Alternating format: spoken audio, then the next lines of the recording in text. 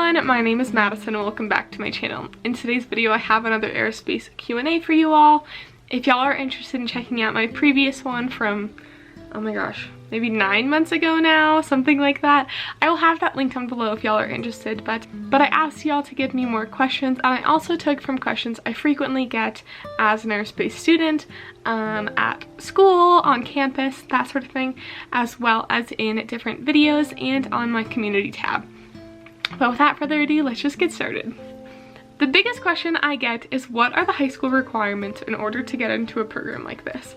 And now this not only means what grades you need to have, what ACT and SAT scores you need to have, but also what clubs you should be a part of, what sports you need to be involved in, that sort of thing. And while there's no exact science to this, I'd say our biggest thing our admissions team wants to see is that you are making an effort. Making an effort not only in the classroom and outside of the classroom, but making an effort to uncover what you're truly interested in. So many students come into this degree because they picked it first alphabetically on the list. I've heard that one before. I've also heard students say that they picked it because it kind of sounded interesting. They picked it because it was the quote-unquote hardest to get into, and if they did, they could switch to anything if they didn't like it. And whatever your reason is, I don't think there's anything wrong with that, but our professors and our admissions team is a lot more likely to accept you into this program if they can really see that this is something you're truly interested in. Now, CU Boulder actually has, at least right now, guaranteed admission into our program after your first year of college, which means that maybe you didn't know what you wanted to do going, you know, your senior year of high school when you're applying. Maybe you didn't get it accepted into the program. Whatever it is, you still have a chance to become a part of our program and our curriculum. But if you do want to be accepted right from the get-go, I would really encourage you in high school to be showing that you're making an effort. This means not only making an effort in your classes and striving for those good grades, going the extra mile, that sort of thing, but also being involved in clubs and extracurriculars, in sports, that sort of thing. You do not need to have a 4.0. You do not need to be top of your class, but maybe you take an AP class every once in a while. Our professors and our admissions team want to know that you can keep up with our curriculum. You don't have to be in 5 different clubs, but maybe you have a leadership position in one. That says a lot about a person. Our team would rather you have a leadership role, a heavy involved role in one club that means a lot to you, than spending 30 minutes a week on 5 different clubs that you're mostly doing to put on your resume. That sort of thing. Now, whatever your reasoning is for wanting to be a part of our club, show that interest is true. Does that make any sense? Maybe, let me just give an example. I was a part of the science bowl team in high school, and we were not the best science bowl team in the state, not even close. We were probably one of the worst ones. But if this club means a lot to you, it should not only pop up on your resume, but it should pop up in your essays. It should pop up in your, admissions documents and applications, that sort of thing. If it truly means something to you, it shouldn't just be a resume booster. It should not only be a part of your resume, but it should be a part and find its way in, like I said, into those essays, into those other admissions documents, so our team really knows and truly believes that this is something you're interested in and that you're doing because it actually means something to you. I hope that makes sense, but I've talked to plenty of students or prospective aerospace students who are not involved in anything outside of the classroom. Maybe they're not in a sport, or they're in one sport that's only a semester long. Maybe they're, I don't know, they do the play once a year, whatever it is. Our professors and our team want students that are not only going to be involved in the classroom and making an effort in their classes, but they want students that are going to be pursuing internships and research positions and on-campus jobs during the school year. They want students that are going to be heavily involved in clubs and taking leadership roles and being proactive within the community during the school year. Now, if you can't show our team any of that's something you'd be interested in or willing to be a part of, they're a lot less likely to accept you. Now, I do not work for admissions, so take this all with a grain of salt, but I've talked to hundreds and hundreds and hundreds of prospective students as a campus ambassador, as an aerospace engineering ambassador, and tour guide.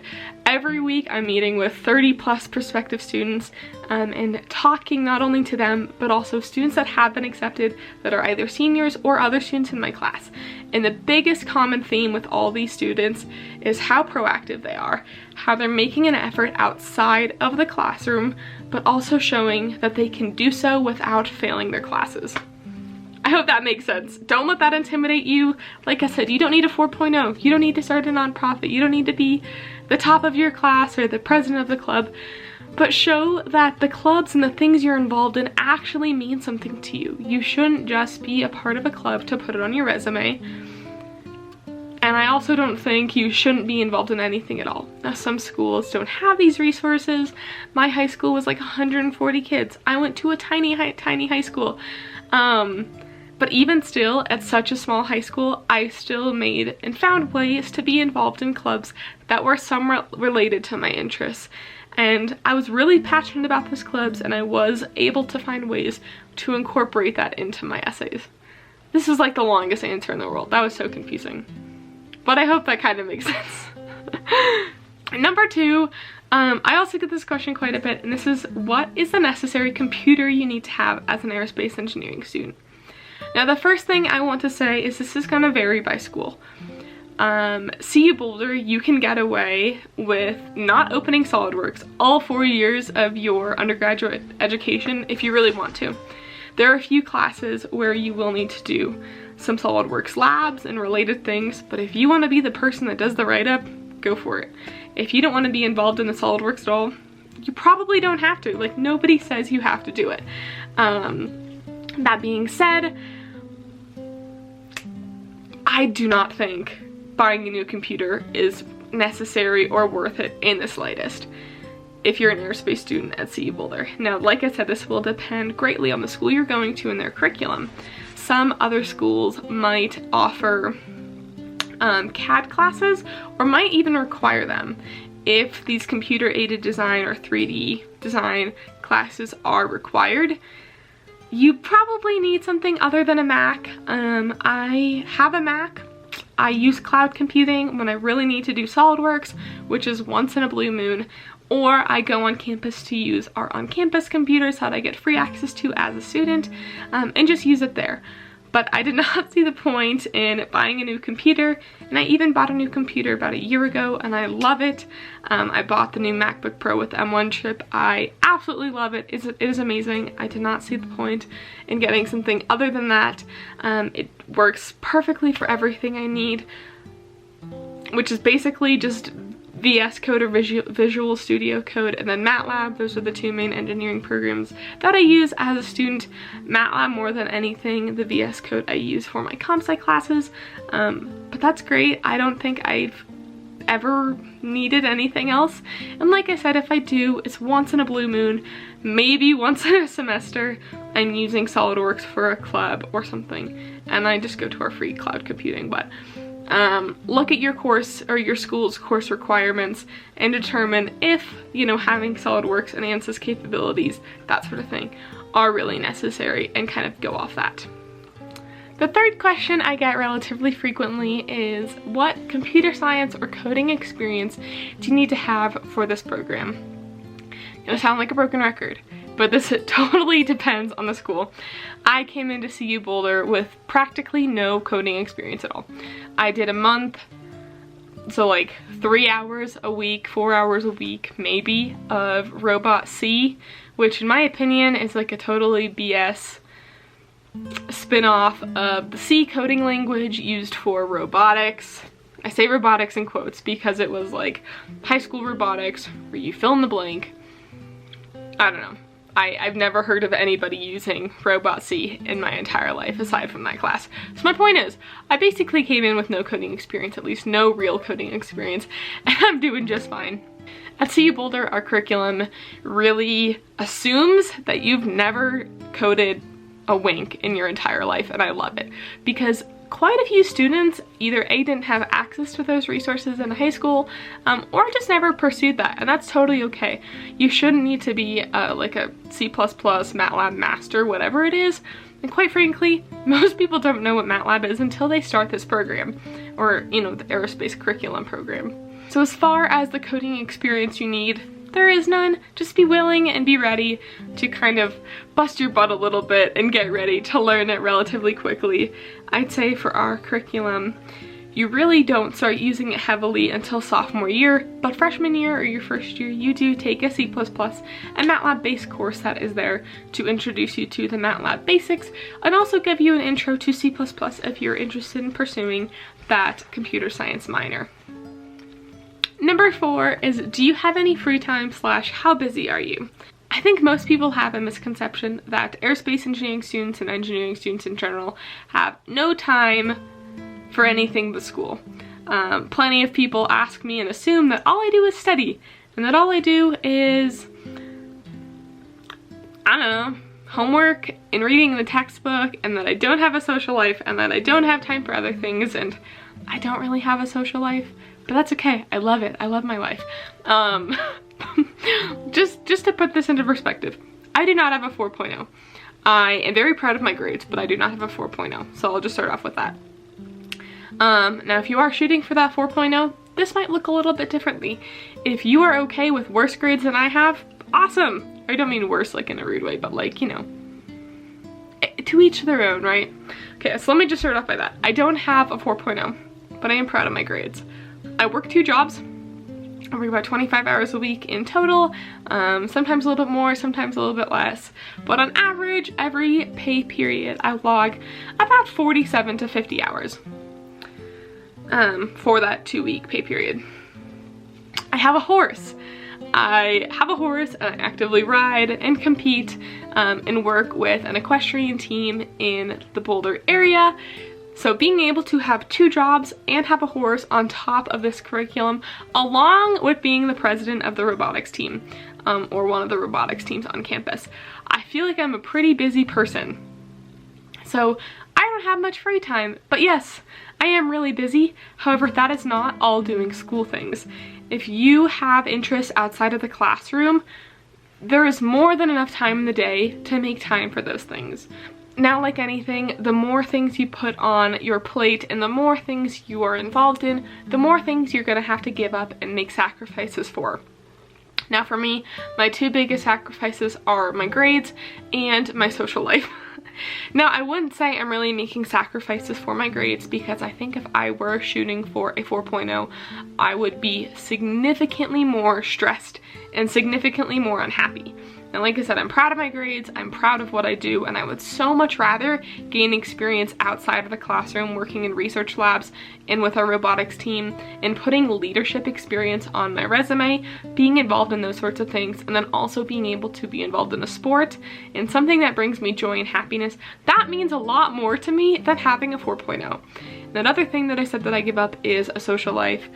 I am not a super social person anyways. I have like a few friends, and that's all I need. I love my few friends. I love my barn friends.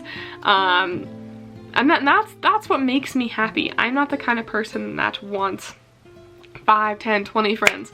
Give me like 2 or 3 friends and a few other like really fun acquaintances that I'll see at the barn and study with and that sort of thing. But that is what brings me the most amount of joy. I really value my alone time and working on myself. And to me, working on myself is, like I said, time at the barn, time at the gym, the robotics team, my 2 jobs that both do so much for me, and building connections and building experience and industry relationships and that sort of thing. Like I said, that means a lot more to me than my grades. Now, your goals for your education, if you are shooting for that 4.0, your schedule and your week-to-week life is gonna look a lot different than mine. Now, you might be more busy because of this, or you might be less. It's all relative. Kind of depends on how much you're looking to sleep, how much social time you want. Maybe you won't have any job, anything like that. Now, to put it into perspective, I do not know a single person that has a 4.0. Last semester, I I knew a few people that have had a 4.0, and over the last few weeks I have found out that they do not. Granted, these people still have outstanding grades, but a 4.0 in this curriculum is relatively unrealistic. Do with that what you will. I, like 90% of the other students in my class, went into freshman year thinking I was gonna have a 4.0 and making that my goal. And I quickly realized having that good of grades sacrifices so much, not only time, but my mental health as well. College is hard. College moves over twice as fast as high school, and they do not baby you in the slightest. So I guess my point is your expectations and your goals are gonna evolve, and that's okay. Just be ready to kind of roll with the punches, and really, you know, how busy you are, how much free time you have, really depends and revolves around what you're looking to do in your week-to-week life. Question number 5 is, how does double majoring work? Or if I want to pursue a minor, is that something that is possible? I say this every time. It depends on the school. So I'm going to speak from experience and talk about CU Boulder's curriculum, but if you're interested in doing one of these things, talk to some students at the school you're looking into and look through their course curriculum. Every single school has the courses you need to take outlined online. So if you're interested in Georgia Tech, look up Georgia Tech Aerospace. It will give you a 4-year plan, every single class you need to take each semester to get this degree. And within there will be some free slots where you can take extra classes. So talking about CU Boulder, our aerospace program requires a minimum of 15 professional area electives. These are electives and courses that are typically STEM related that you get outside generally of the aerospace program on top of your required aerospace classes. We do offer a few aerospace professional area electives, but I don't know a single student that does all 15 in aerospace, because most of them you're only allowed to take your senior year, and adding 15 credits to your senior year on top of everything else you have to do can be quite a lot. Now, most minors are 15 to 21 credits, kind of depending. So you almost have a free minor built into our curriculum, which is something I love. Like I've mentioned before, I'm doing the computer science minor. All of my computer science classes count for professional area electives. And then our required first year comp sci course also counts towards that minor. Like I said, I have right there 19 of my required 21 comp sci class, or sorry, right there, that means I have 19 of my 21 required computer science credits for that minor. I basically have a free minor. So minoring is especially doable. It is super doable. I would say this definitely depends on what you want your minor to be in. Like I mentioned, not every course counts for those professional area electives. I'm not sure if business classes do, but I know of a few friends who are doing that business minor. That's something you'd have to look into. But most people, if they're interested in pursuing a STEM-related minor, it's pretty much guaranteed. Like I said, comp sci, physics, astrophysics, atmospheric sciences, astronomy, space, engineering management, engineering entrepreneurship, all of those classes that fall within the College of Arts and Sciences, all of those minors I know for a fact you can do to count for those professional area elective credits, but just go online, it will tell you what's allowed and what's not, but you can minor. Double majoring is a different story. The one double major I have heard of people getting in 4 years is applied math. These applied math courses do all count for the professional area electives, and then you do have to take a minimum of 16 applied math-ish. Kind of depends on if you do applied math or math. If you do applied math, you take 16 credits. If you do math, I think you end up taking 25, something like that. Either way, look into our curriculum, but I guess my point with that double major is that you already have a lot of these applied math credits required for the aerospace program, you also had those 15 professional area electives, which means you do have a significant portion of the applied math courses completed within our program if you really want to. So you will not be spending quite as much time here. You might be looking at a summer class, maybe 3 or 4 semesters with 18, 19 credit hours. So it will be a lot of work, but it's definitely doable. I've also heard of some students pursuing the computer science double major. This will almost guaranteed put you on a 5-year track. You may have to submit a petition if you're looking at taking more than 19 credits to get this done in 1 semester, which I definitely do not recommend, or looking at taking a significant amount of summer courses. I think I've just taken 1 comp sci summer class. I might be taking 1 this summer, I'm not really sure. But I guess my point with that is you can do the comp sci double major. It is a lot of work and you might be looking at a 5-year track. Other than that, I have not heard of anybody else double majoring in anything aside from music.